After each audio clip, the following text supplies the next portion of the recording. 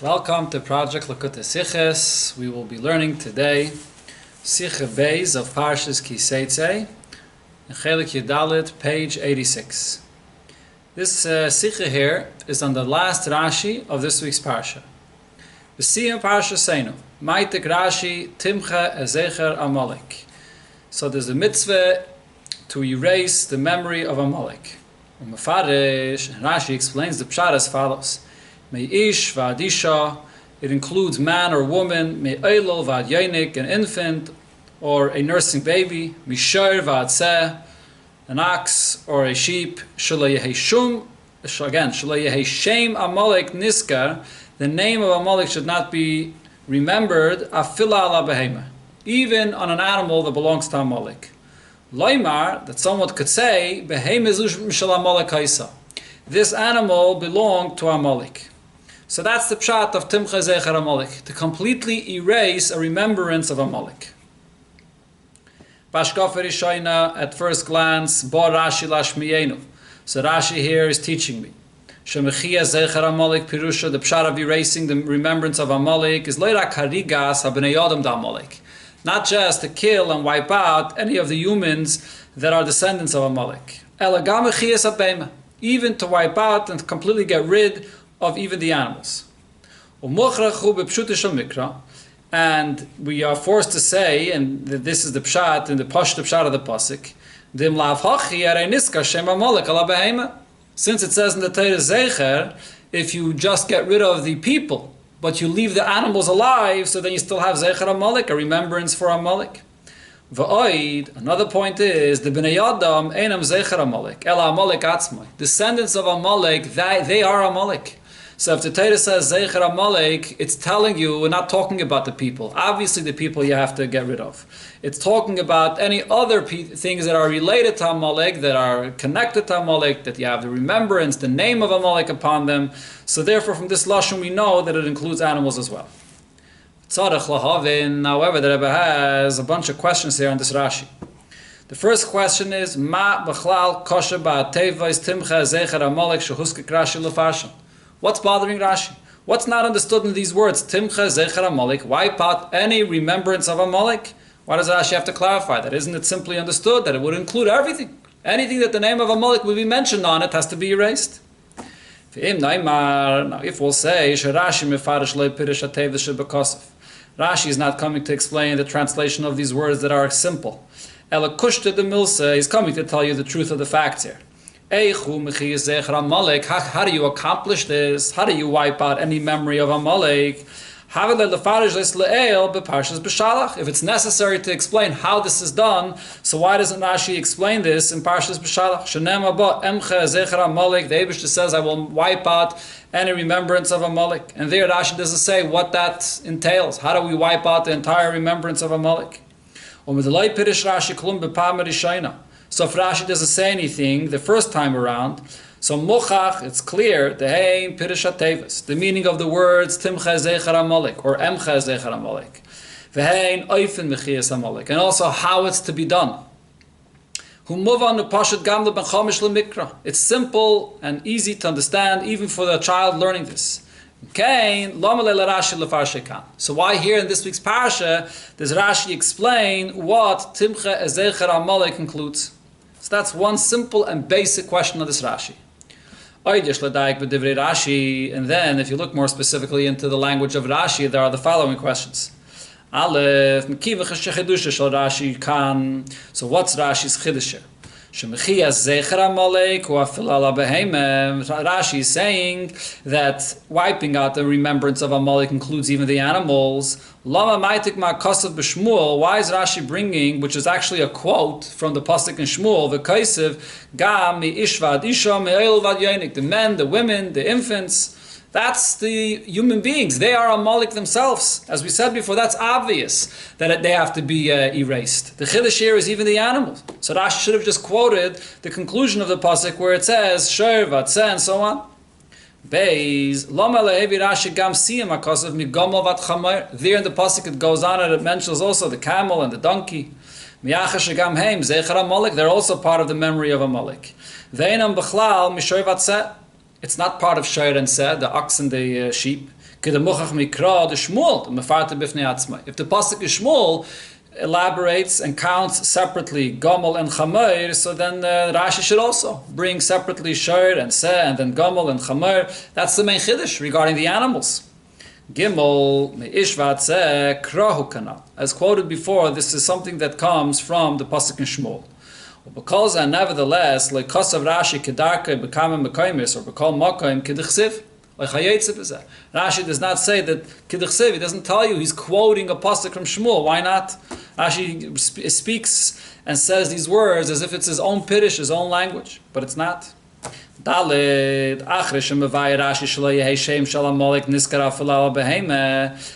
Rashi says what the purpose of wiping out even the animals. And that is, so the name of Amalek should not even be mentioned on an animal. So why does Rashi have to say, Moisif, Loimar Beheim that people will say that this Amalek, that this animal belonged to Amalek? Seems to be redundant. It's obvious. The point here is that it belongs to Amalek, so the name of Amalek is on it. Why does Rashi have to say, Loimar, people say so? Another question here is, hey, the last question, Beroish Pirusha, that is, Maitik Rashi Gamatevas Timcha Es. Rashi brings from the pasuk also the two words of timches, to wipe out. Doesn't seem like Rashi has any additional clarification regarding those two words. Rashi is just explaining the word zeicha, the remembrance of Amalek. What does that entail? What does that include? So Rashi should have just brought the two words of zeicher Amalek. So these are the questions here. We have 6 questions on this Rashi. The basic question, what's B'chlal Rashi coming to clarify? And then the details. The way Rashi quotes this pasuk from Shmuel is very interesting. What he chooses to quote, what he does not choose to quote. He doesn't even tell you that it's a pasuk altogether. So what's going on in this Rashi? The pshat here is as follows. When the Torah says, erase the remembrance of Amalek. Kasha b'pshuta shel mikra. There's a simple, basic question and understanding this in the pshat of the pasuk. Zeicher Amalek pirushay hu azikaron shel Amalek. The word Zeicher Amalek means the remembrance of Amalek. Va'atzivi timcha Zeicher Amalek. So then what's the command? What are you supposed to be erasing here? Limchais. Zikaron shel Amalek, erasing that remembrance of Amalek. Mimokim azikara in harim mimachshavte v'libu shel adam. To erase this from where? From the place where the remembrance is. Where's the remembrance of Amalek? In the mind and the heart of the person. That's the pshat. So we're erasing the remembrance from the place where it's remembered. Then move on. So the question is, how could you command? How could you tell a person erase the remembrance of this nation, of these people, of Amalek? It's impossible. That's not something you can tell a person to do. But the most the pasuk could say is Zeicher Amalek la'yia lipcha. The remembrance of Amalek should not be on your heart. Don't pay attention to it. Don't allow, if your thought comes into your mind or heart, you should remove it. Remove the remembrance of Amalek from your heart, which would mean don't willingly think about Amalek. However, a person does not have the control over his thoughts, that the remembrance of Amalek should not even enter into his mind. That's not something that a person has control over. Different ideas and thoughts that a person had in his experience and what he knows in the past and so on enter into his mind, willingly even or not willingly. So that's not something you could command a person to do. So the real question over here is not only the word Zeicher Amalek itself, what does Zeicher Amalek entail, but the question is deeper when it says Timcha as Zeicher Amalek, so then how does a person wipe out the remembrance of Amalek of his mind? So this answers the last question that Rebbe asked, why Rashi brings from the pasuk the words Timcha as Zeicher Amalek. That's really the question here. The Rebbe brings a source for this from the Gemara. Val derech maimer azal, this is similar to what the Gemara says, Gimel Averis ein adam nitzal mehem b'chol yom. There are 3 Averis that nobody is saved from them every day. And one of them is Hirur Avera Chulu, the thoughts of Avera that enter into the person's mind, even unwillingly, and that's something that's not in your control. Once it's in your mind, so you have to immediately push it away. But the fact that these thoughts enter in the person's mind, that's something that's out of your control. So the same thing applies over here. How does one erase the memory of Amalek from his mind? On the contrary,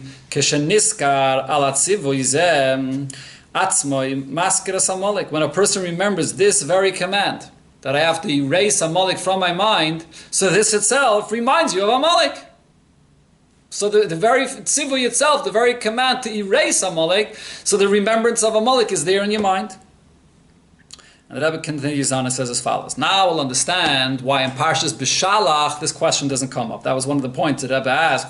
That in Parshas Bishalach Rashi was quiet. But over here, Rashi is explaining it to us. So this is a question that's only over here, not in Parshas Bishalach. So there the Tetze says, Shakadosh Baruch Hu yimcha zichra shel Amalek. The Eibishter will erase the remembrance of Amalek. So HaKadosh Baruch Hu, the Eibishter, shehu kol yachol, he can do whatever he wants. Maftiach, he promises, sheyimcha v'yashkiach hazecher Amalek m'machshavtem v'libim shel bnei adam. That will eventually erase the remembrance of Amalek, of the thoughts and of the hearts of people. So that's the Eibishter. Of course, we can't ask any questions how the Eibishter is going to do so. Here, the Torah is giving a mitzvah to Yidden. Timcha zecher Amalek. You wipe out the remembrance of Amalek of your heart. Kasha kanal. So the question remains: how could a person erase the remembrance of Amalek of your thoughts? And here the Rebbe adds another point: and eventually to erase the remembrance of Amalek of the thoughts of every human being that lives under the sky. That's what it says in the pasuk. So you have to erase the memory of Amalek from all people. How is that humanly possible to achieve when those thoughts enter into a person's mind even without his choice? So this is the question that Rashi is really addressing here. So Rashi is not just simply telling you the details of what is included in Zecher Amalek. Rashi is coming to answer a basic question of what the Torah means here when it says to erase the memory of Amalek.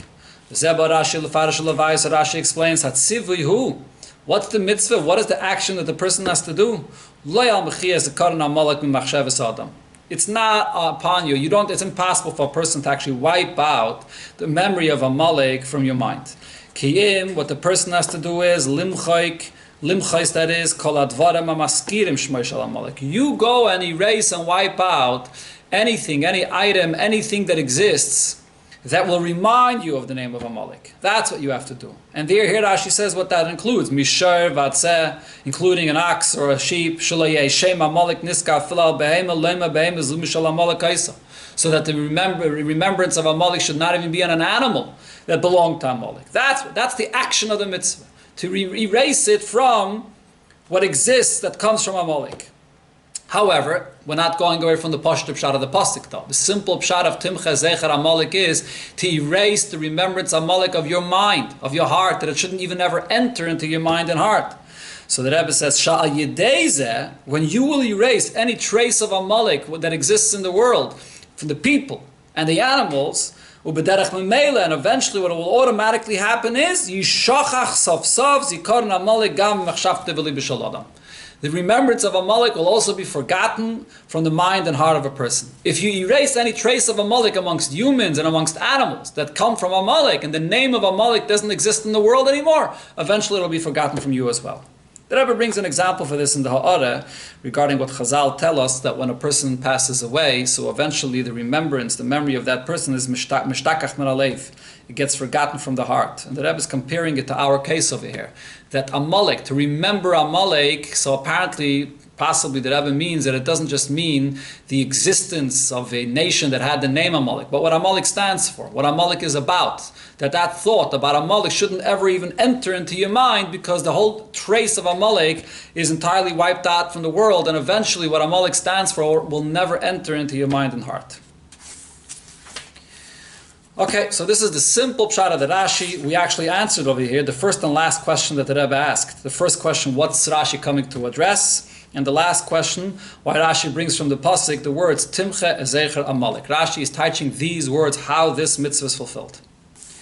Now the Rabbi will answer the other questions. Val pi amal, based on what we said here, the Rashi nochas lefarish tevas ve'inyan zecher Amalek. Rashi is coming to explain the meaning of the word and also the whole concept of erasing Amalek. The hainu teichen atzivui al mechias azikaron. Rashi is coming to explain what's the content of this mitzvah. How do you fulfill this mitzvah of erasing the remembrance of Amalek? That's really what Rashi is explaining. Rashi is not just coming to explain a detail that the remembrance of Amalek is not only the descendants, the people, but it also refers to the animals. Rashi, as it would seem from the simple language of Rashi. But Rashi is more broadly coming to explain what Zecher Amalek really means. What's the pshat? How do you erase the remembrance of Amalek? So move on. According to this, it would also be understood why Rashi comes and clarifies that Zecher Amalek includes also the men, the women, and the babies, the infant and the nursing baby. Why Rashi adds all of that? Because here Rashi, in the broader sense, is coming to explain what erasing Zecher Amalek includes in the more general sense, not just regarding the detail of the behemoth and so on. And the Rebbe explains why this has to be clarified. But Melchemes Midyan, when it comes to the Melchama of Midyan, Shabon Etztavu, so over there, what was the mitzvah regarding this war? Nekaim Nikmas Bnei Yisrael Meisam Midyanim, take revenge of the Midyanim that caused the Yidden to sin with the chet of Baal Pa'er. So now about there it says, Kol ataf banoshim goyim ahachi lechem. The little babies you can keep alive. Gam benegei isha, even regarding the women, shebezen nema v'chol isha aregu, that the women have to be killed. Harei mefurish hatam. The Torah there says the reason for this. Ki hein nahoy l'bnei Yisrael limsum mal goyim v'atiyam magefa badas Hashem. It was the women that brought the Yidden to sin. They brought the plague upon Yidden. Shebesibasam maisam magefa. The mashma mizeh. So from this it's clear the lulei zayis. If not for the fact that they were the cause of this plague, so the Eibusha would allow the women to remain alive just like to the babies. Although the Yidden were commanded to take revenge and kill the Midyanim. So similarly, we would think that this applies also to the war against Amalek, when you have to wipe out Amalek. Here it's also similar. The Yidden are taking revenge for what Amalek did when they attacked Yidden. Or as the pasuk clearly says, remember what Amalek did to you. That Amalek came and attacked Yidden on their way out of Mitzrayim. So ulachain, and then the pasuk says, Timcha Zecher Amalek, and therefore you have to fight back and wipe out Amalek. So therefore I would think to say, so since it's similar to the idea of what happened by Midian, that we're taking revenge, we're fighting back, so therefore we should take revenge from the men. They were the ones that engaged us in battle. They were the ones that attacked us. The women, the babies, them you could leave alive. That's what I would think. In the flow of the context of the pasuk, I would compare it maybe to what it says by Midian. So therefore, while Rashi clarifies the pshat of the mitzvah, Timcha Zecher Amalek, as we explained before, what this means, so Rashi explains that in these words itself, you also see that Zecher Amalek cannot be compared to Midian. So Rashi quotes the beginning of the pasuk that it says in Shmuel, Hatzivi kanhu limchais Zecher Amalek. Over here, the mitzvah is to wipe out the memory of Amalek. Zecher. So in order to wipe out the remembrance of Amalek, men, women as well, unlike by Midian that it did not include women, but over here it includes women as well, and even the babies as well. Because over here it says Zecher. And the only way to erase the memory of Amalek is, as the Rebbe said before, if you're going to erase the name of Amalek and anything that exists from the descendants of Amalek, from the animals of Amalek, then eventually it'll be erased from your mind as well. So this is part of Rashi's general clarification, benegeh to what the pshat of Zecher Amalek means over here. But now the Rebbe says, but Siyam Akasov, the conclusion of that pasuk that it says in Shmuel, Migomel Gaimer, that it includes camels and donkeys that belong to Amalek. Ain't Tzarech Laviyah, there's no reason for Rashi to quote this. This is self-understood. The Kivish Hatzivui, Larig Mishoivat Seh, Mefarash Rashi Yatam. So Rashi explains the reason why you have to kill all the animals of Amalek. And Rashi's medayik. I'm not quoting you a pasuk of Shmuel here. Rashi does not say kidduchsiv, but Rashi is rather learning it from the pshat in our pasuk. The basis of what I'm saying, Rashi tells you here, is because if it says zeicher, the only way to get rid of the remembrance of Amalek in your mind is if you completely get rid of any of the animals or the humans of Amalek. So olechein tzarich loymar shalei yehei shema tzarich liyos, that is shalei yehei shema Amalek niskar afilal behema. So therefore this includes also that no animals shall have the name of Amalek remembered upon them. So pashat shekala ba'alachayim shalem b'chlal zeh. So it's obvious that all animals are included in this. Rashi doesn't have to spell out further gamal and chamayr besides sheir and seh. So it's obvious that it's included. So therefore Rashi doesn't have to clarify this. So this explains why Rashi doesn't write kidduchsiv, that he's not quoting a pasuk in Shmuel. Rashi here is coming to clarify the pshat of the word zeicher, that the only way to get rid of that remembrance is by removing the name of Amalek from the people, from the animals, and therefore Rashi does not quote gamal and chamar. So that's the pshat of here. So I think we've answered most of the questions that the Rebbe asked over here in the pshat of this Rashi.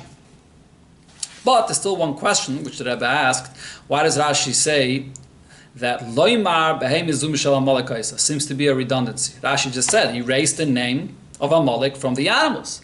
And then Rashi adds, and people will say that this belonged to Amalek. What's the pshat of this? So the Rebbe says, Rashi has to add that because there's another question here. Achadayin and move on. The question remains, Fi Pirish Rashi Shatam Ushulaye Shem Amalek Niskara Filachulu, that you don't want the name of Amalek being mentioned even on an animal. You don't want anything, any trace of a name of Amalek that should remind a person, because then it will never be removed from the mind, from the memory of the person. So if so, Kasha, the question is, the name of Amalek is not only on the animals that belong to Amalek, all kinds of other possessions. Houses, fields, vineyards, or any other movable items. All kinds of properties or whatever it is that belong to Amalek and it has the name of Amalek on it. Shouldn't we wipe that out as well? Shouldn't we burn it down and destroy it as well? So why is Rashi saying that the mitzvah is just to wipe out the animals? And why doesn't the mitzvah include also not to wipe out all of their possessions? So the name of Amalek shouldn't even be mentioned even on an inanimate item, even on a house, a tree, a field, a vineyard, any movable object that has the name of Amalek, it belonged to Amalek. Shouldn't we destroy that and burn that as well? So this is what's bothering Rashi here. So therefore Rashi adds and says, when it comes to animals, people will say this animal belongs to Amalek. And with this Rashi is answering this question.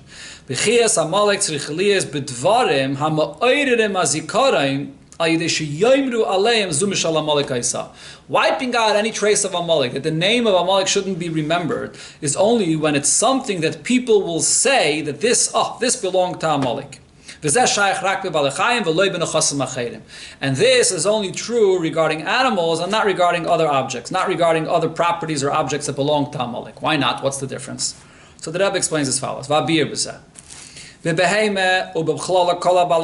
Animals and any other living things that belong to Amalek. You cannot alter it, you cannot change it to the point that you won't recognize this animal, that you won't recognize what it was and where it came from. The same animal, when it was owned by Amalek, if someone else now buys it, it's going to be the same animal. You're going to give it a haircut, whatever you'll do to the animal, you cannot really change it that much. Or even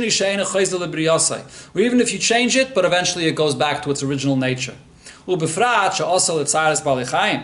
Besides, even if you would try to change the nature or the appearance of the animal, it's tzar balachayim. You're giving the animal pain that's not necessary. You're not allowed to cause any pain to the animal, give it a plastic surgery or whatever it is, if it's just the tzar balachayim that's not necessary.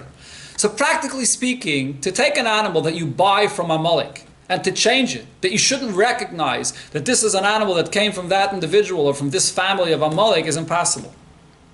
So therefore it's understood, even when the animal goes into new ownership. So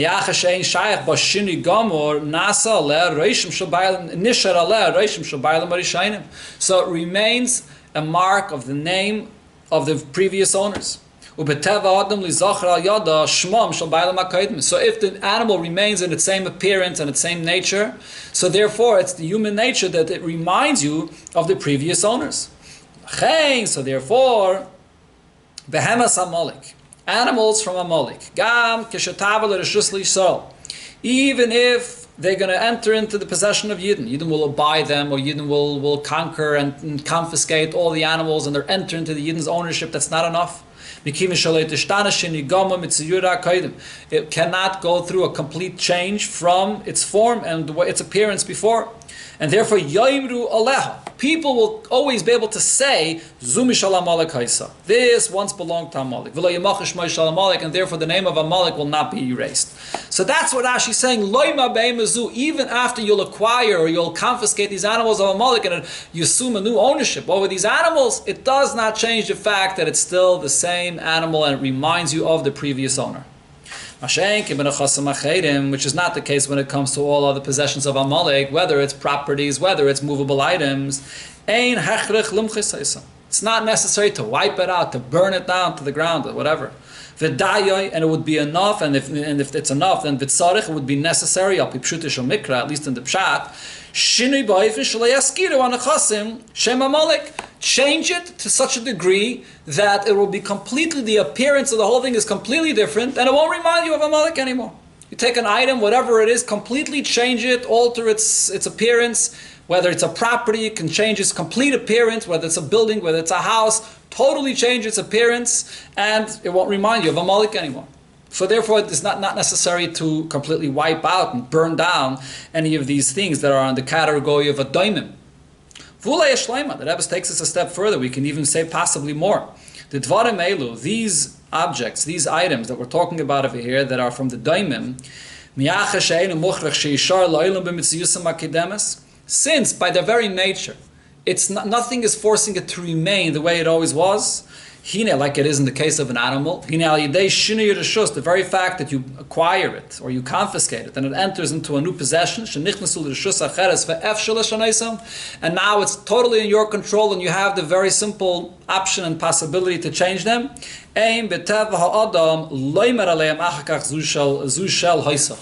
The nature of a person, he won't always be saying, the person, this is Amalek's. Person won't say that. It might, the memory might be that it belonged to Amalek, but not enough to be ma'oder for a person to say that this is Amalek's, because you own it to the extent that you can do with it whatever you want. You own it to the extent that you can change it in any way, the appearance, and do with it whatever you want. Something that you own to that extent, that its very nature lends itself for you to change it and do with it whatever you want, so therefore a person won't say that this belongs to Amalek.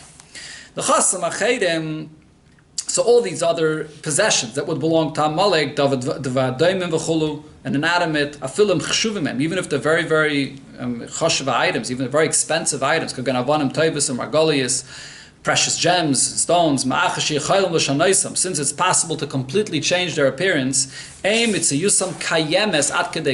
doesn't remain in its existence to the extent that the name of the first owner remains in it forever. So therefore there's a very big difference between buying or confiscating animals, living things that retain its nature the way it always was before, and the name of Amalek remains on it to a much larger extent that a person will say, this is Amalek's. It'll always remind you to the point you'll even express it b'dibur. Mashenke, when it comes to other things, other animals, the very fact that you can change it and you can alter it and you completely change it from the way it was before, you have full control over it. So you attribute this being completely mine. It's totally in my control. So now we see why the words of Rashi is not a redundancy. So Rashi says, that specifically by animals, a person will say that this belonged to Amalek. With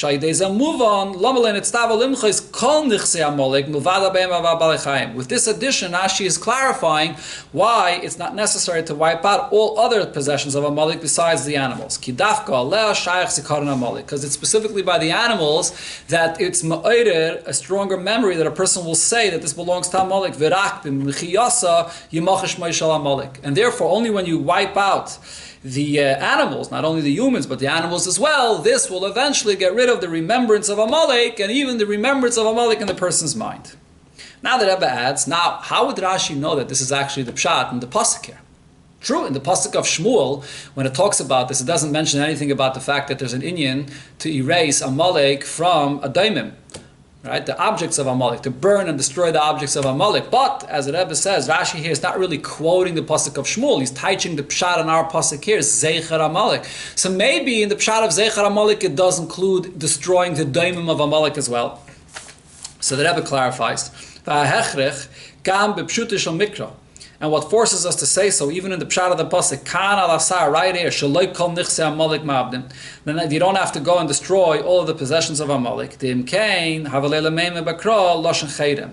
Because if that would be the mitzvah, the Torah would have used the term chedem, which is the term al derech mashanem aleil b'irani dachas, similar to what it says regarding an irani dachas in Parshas Re'eh, that you have to gather all of the possessions of the city, put them in the center of the city, and burn it. So over there it uses the term chedem, which refers to all of the possessions, not just the humans and the animals. So over here the Torah says Timcha Zeicher Amalek, so it doesn't include all of the possessions of Amalek, because it doesn't use this term. Pianal. So this explains us the pshat and the Rashi. So we've answered all of our questions. But now the Rebbe explains, according to this, a very interesting thing that Mefarshim speak about. Al pianal b'shittas Rashi b'pshuta shel mikra. So according to what Rashi says in the pshat of the pasuk, Yituritz mashakasav b'Megillas Esther. We can answer what it says in the Megillah. Hine beis Haman asai til Esther. The house of Haman Achashverosh says, I give to Esther. So the question is, L'chayre, Haman was a descendant of Amalek. Haman Agogi, that's why he's known and he's called Haman Agogi. So you have to wipe out Amalek. You have to wipe out any remembrance of Amalek. So why is Esther accepting the house of Amalek and not burning it and then destroying it? This is a question that Mefarshim ask, and the Rebbe in Order 21 brings a few answers to this. But the Rebbe says, but the way we're learning in the pshat of the pasuk, what the mitzvahs Timcha Zeicher Amalek entails, the way Rashi says that it's only something which is loymar, something that which will remind you and bring you to say that this belongs to Amalek. So nicha, this is not a question. There was no problem with Esther accepting this gift of Beis Haman. The fact that Haman's name was on this house, like Achashverosh says, Beis Haman asati Esther, I'm giving the house of Haman to Esther. When he's giving it to her, at that time it was Haman's house. Once it enters into her ownership, her possession, that name doesn't remain. People are not going to say always that this is the house of Haman.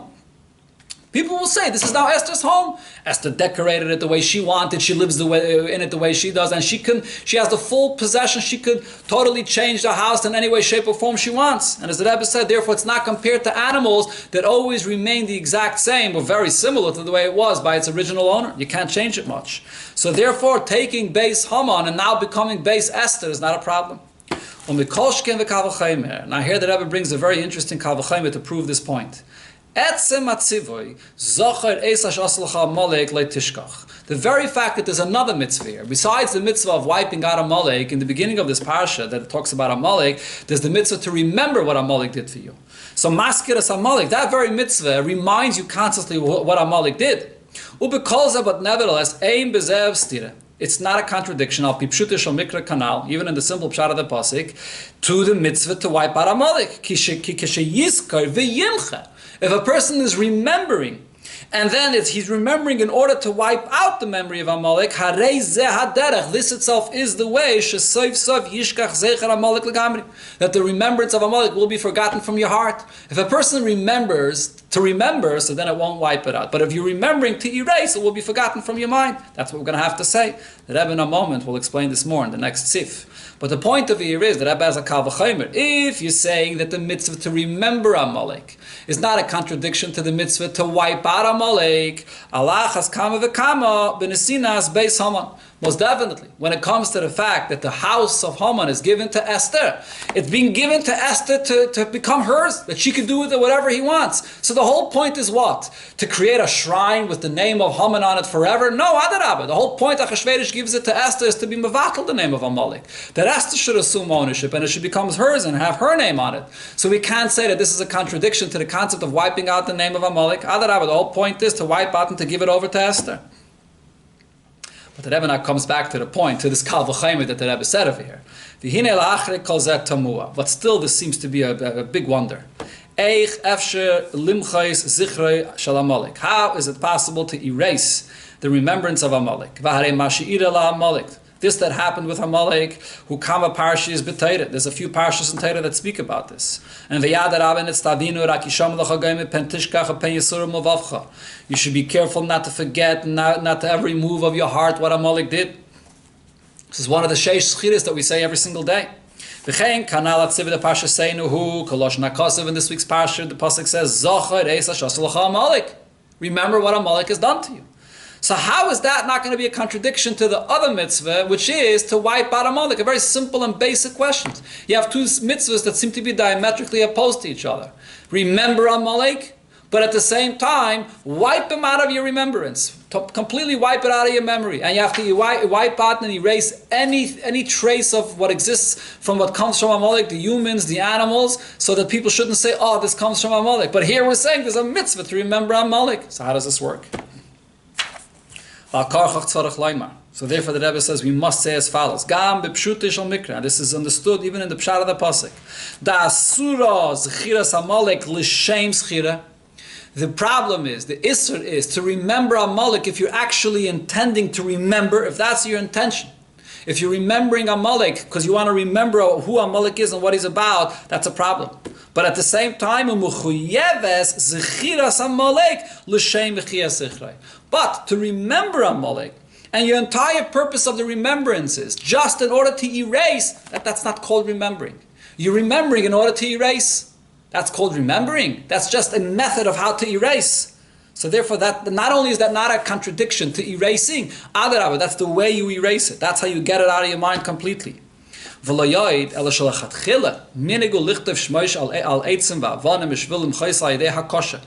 minig to write the name of Amalek. The Rebbe brings the sources for this in the Order 23. There's a minig to write the name of Amalek on pieces of wood or stones, and to step on it and to erase it.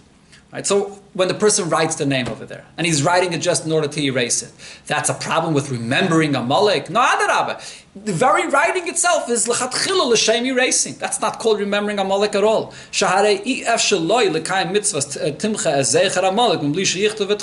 If he wants to remember, erase, that is, a trace of Amalek, a remembrance of Amalek, so you have to have the name of Amalek written, and then you write and you erase that name of Amalek that you just wrote. So over here, the Rebbe is going according to the pshat that we're going to say that the Timcha Zeichar Amalek is not just erasing it from your remembrance, from your memory, but actually erasing a trace of Amalek that exists on something. There has to be the name of Amalek somewhere on something in order to erase it.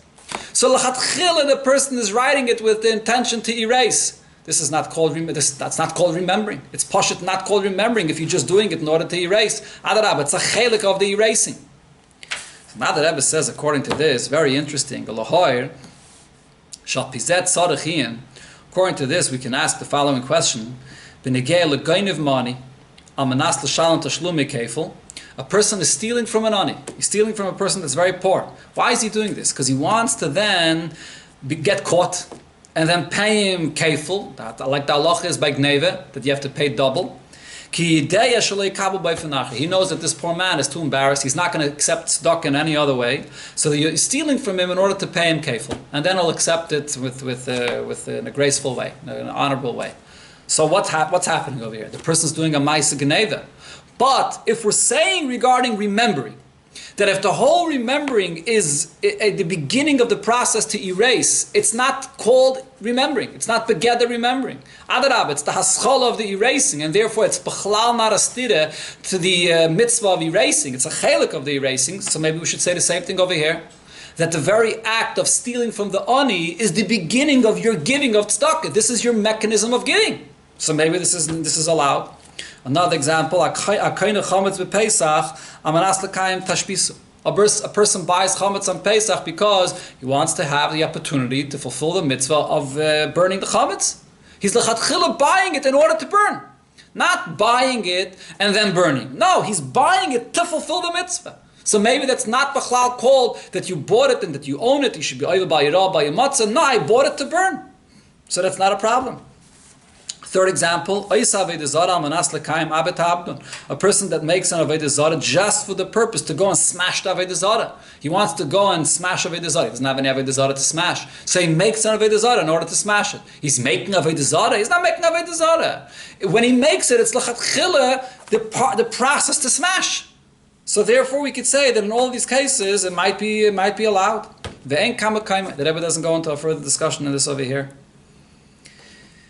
Now the Rebbe finishes off in the Yena Shel Teira Shebepirish Rashi. What can we take out al pi Chassidus from this Rashi? Mavur b'Chassidus. So it says in Chassidus regarding Amalek. The klipas Amalek ba'aveda hu inyan akridus. Amalek represents the kaltkeit, when a person is cold and indifferent to mitzvahs, to Teira, to Yiddishkeit, to his aveda. Asher karcha b'derech. Amalek comes and cools off Yidden. Amalek comes to a person and says, it's great, it's good, you're davening, you're learning, but why the excitement? Why the vadimkeit? Why the koch? Calm down, cool down. Don't get excited about davening and learning and doing mitzvahs. And how do you wipe out that kalkeit of Amalek? It gets under the skin, it gets to a person, and it's very difficult to get it out. The way to get it out is like the Aveda, the Kabbalah soil.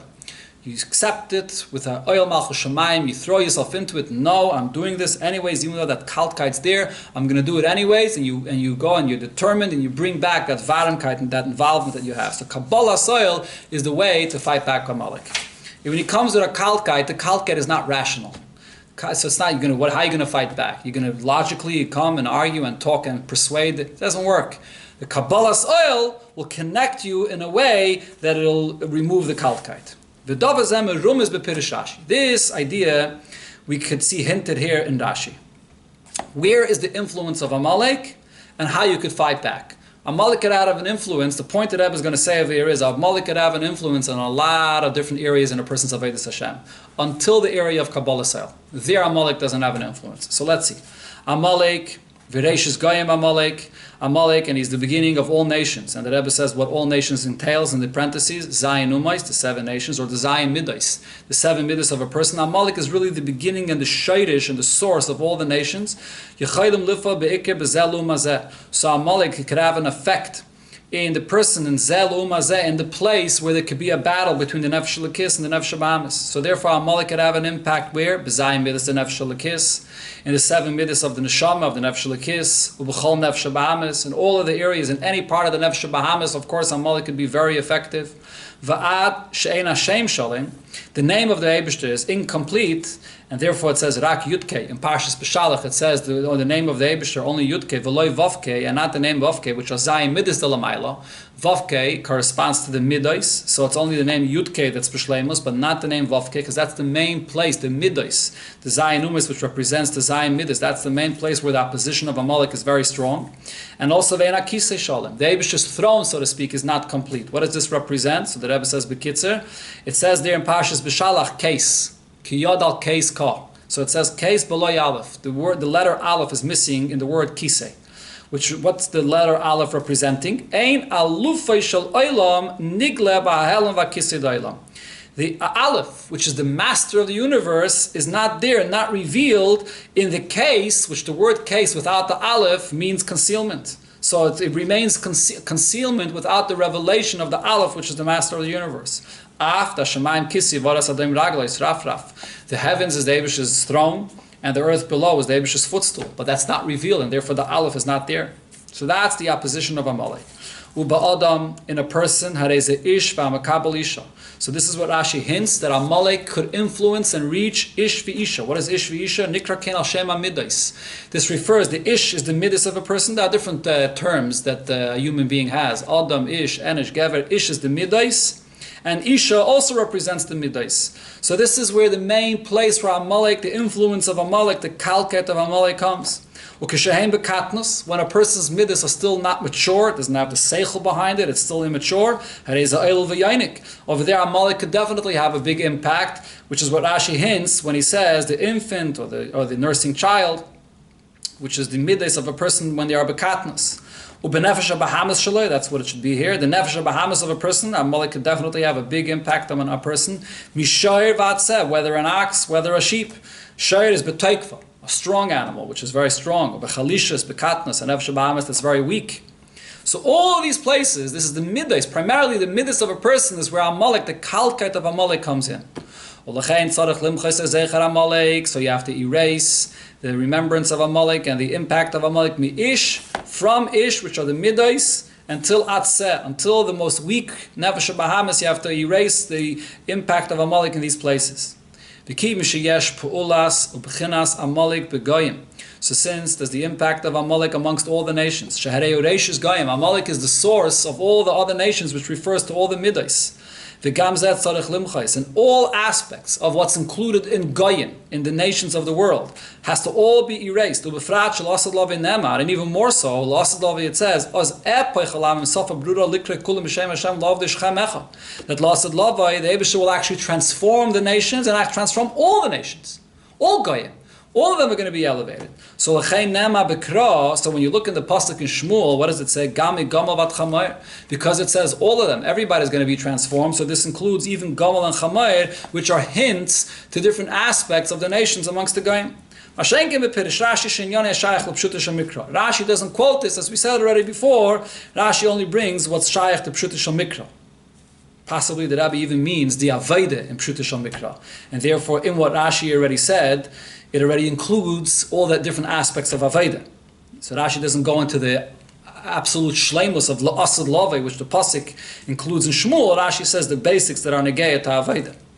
So this is all where Amalek could reach, and therefore where we have to erase the memory of Amalek. Aval. But there's one thing that you don't have to erase the memory of Amalek of. What is that? B'chinas daimim.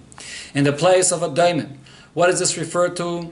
It's a hint of here is Shi'aveda the Kabbalah cell. The daimim refers to Kabbalah cell. The daimim has no opinions. The daimim has no feelings, has nothing. The daimim is Kabbalah cell. Absolute, accepting the yoke of heaven. As we see hinted in the pasuk in Lo Shevisi v'daimamti. When a person's daimim, he's completely quiet. Bittul the Kabbalah cell. Over here, if a person has a strong Kabbalah cell, Amalek has no place. So there's no reason to erase Amalek from a daimim. You come to the daimim, Amalek's not there. When a person has Kabbalah Sayil and he has bittul, not as midais, not as seichel, over there Amalek could reach, befrat in the midais, to bring in a kalkite. But when it comes to Kabbalah Sayil, Amalek has no place over there. Actually. Then you express your Kabbalah Sayil, you're actually able to remove Amalek from all other areas, from all your midas, the whole kalket of Amalek, you'll get rid of that. The Nasa, then we're zeichet to what it says when Mashiach comes, Hashem Shalem, V'akise Shalem. That you have the Eibusha's name to be complete and the Eibusha's throne to be complete.